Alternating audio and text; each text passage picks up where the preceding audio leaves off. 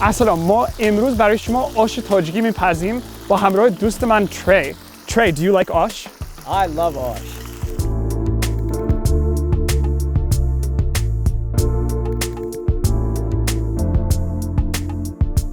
همش یه خیل بیریون شود.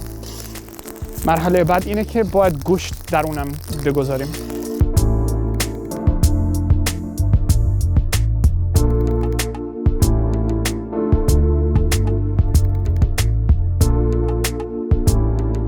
این اولین بار آشپز من نیست، لیکن این اولین با فکرم چهارمین بار منه، لیکن این اولین باری است که در بیرون، در لب دریا، در کنار کوه ها آش رو میپزم.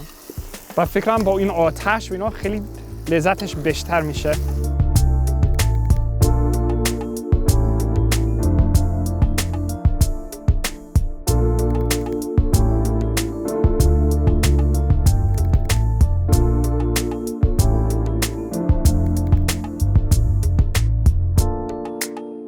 حالا آب رو باید بروی اون بریزیم که همش نرم شود. بعد این برنج هم باید اضافه کنیم.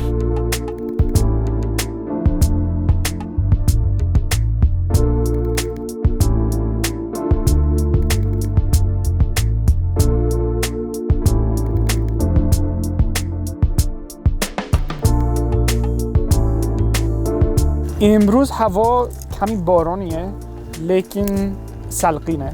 یعنی یکم وقت گرفت برای آتش ساختن، لیکن آتش که ساختیم دیگه خوب شد، همش گرم شد و حاضر با فکرم تیزم پخته شد.